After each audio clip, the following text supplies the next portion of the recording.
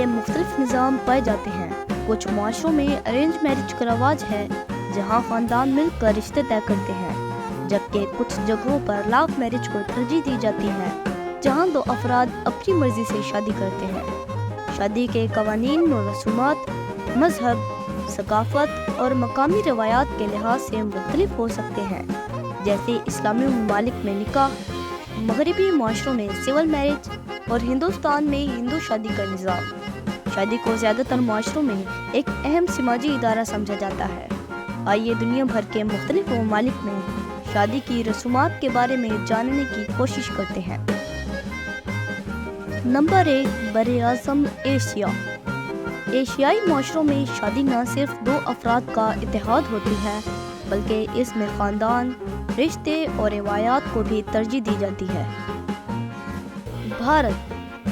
بھارت میں مہندی اور سندور کا رواج ہے۔ مہندی کی رسم میں دلہن کے ہاتھوں پر مہندی لگائی جاتی ہے جبکہ سندور شوہر دلہن کی مانگ میں بھرتا ہے۔ بھارت میں شادی کی سب سے اہم رسم 7 پھیرے ہوتی ہے۔ دلہا اور دلہن ایک مقدس آگ کے گرد 7 چکر لگاتے ہیں جس کے ہر چکر کا ایک الگ مطلب ہوتا ہے۔ ہر پھیرا ایک عہد کی نمائندگی کرتا ہے، جیسے خوشی میں ساتھ رہنا، بیماری میں مدد کرنا اور ہمیشہ محبت قائم رکھنا۔ یہ ہندو شادیوں کی بنیادی رسم ہے اور اس کے بغیر شادی مکمل نہیں سمجھی جاتی۔ چائنا۔ شادی سے پہلے دلہے کا خاندان دلہن کے خاندان کو منگنی کے تحائف جس میں پیسہ، زیورات اور دیگر قیمتی اشیاء دی جاتی ہیں۔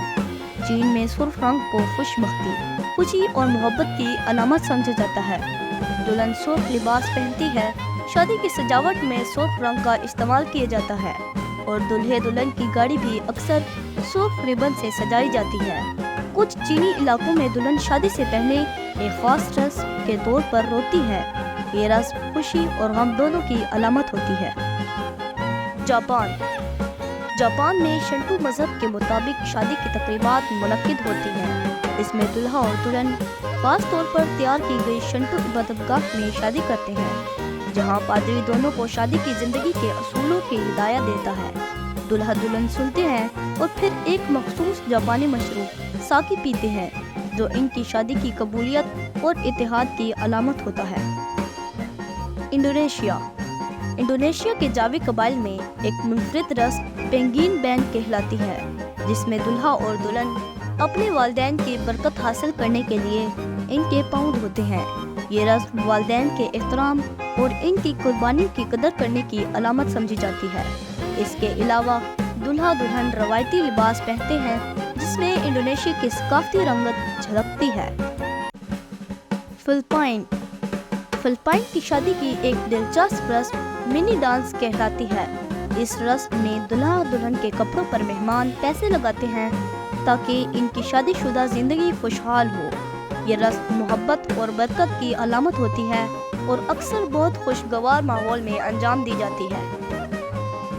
ملیشیا میں مسلمان شادیاں عام ہیں اور ان میں مہندی کی تقریب ایک اہم حصہ ہوتی ہے۔ یہ تقریب شادی سے ایک دن پہلے منعقد کی جاتی ہے جس میں دلہن کے ہاتھوں اور پاؤں پر خوبصورت مہندی کے ڈیزائن بنائے جاتے ہیں۔ اس رسم کا مقصد دلہن کے لیے نیک خواہشات اور خوش بختی کی دعا کرنا ہوتا ہے۔ کوریا۔ جنوبی کوریا میں ایک قدیم رسم یہ ہے کہ دلہا شادی کے دن دلہن کے خاندان کو لکڑی کی بطخیں تحفے میں دیتا ہے۔ بطخیں وفاداری کی علامت ہوتی ہے کیونکہ کہا جاتا ہے کہ یہ پرندے زندگی بھر کے لیے اپنا ساتھی چن لیتے ہیں۔ یہ رسم اس عہد کی نمائندگی کرتی ہے کہ شادی شدہ جوڑا بھی ہمیشہ ایک دوسرے کے ساتھ وفادار رہے گا۔ تھائی لینڈ میں شادی کی ایک اہم رسم پانی کی تقریب ہے جس میں دلہا اور دلہن کے ہاتھوں پر پانی ڈالا جاتا ہے۔ خاندان کے بزرگ پانی کے ساتھ برکت دیتے ہیں اور دعا کرتے ہیں کہ ان کی شادی شدہ زندگی خوشیوں اور سکون سے بھری ہو۔ یہ رسم روایتی تھائی ثقافت کا حصہ ہے اور خوشی اور امن کی علامت سمجھی جاتی ہے۔ نیپال میں کچھ روایتی گروہوں میں شادی کی ایک منفرد رسم بیل کی پوجا کہلاتی ہے۔ دلہن شادی سے پہلے ایک بیل کو پوجتی ہے کیونکہ اس بیل کو دیوتا کی علامت سمجھا جاتا ہے۔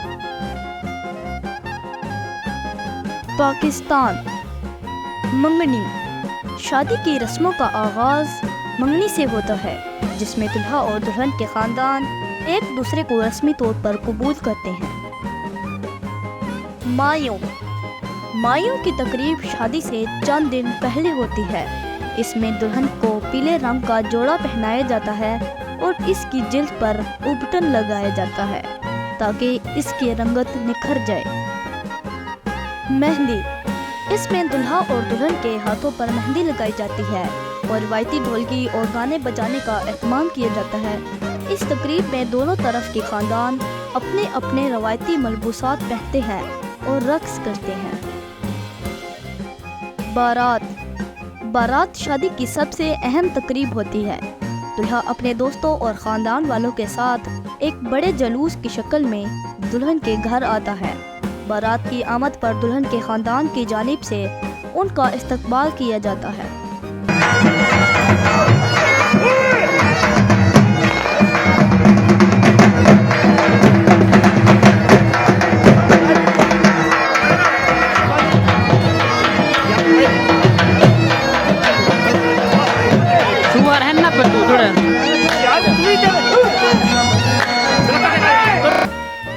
رخصتی نکاح کے بعد رخصتی کی تقریب ہوتی ہے، جس میں دلہن کو اپنے والدین کے گھر سے دلہا کے ساتھ روانہ کیا جاتا ہے۔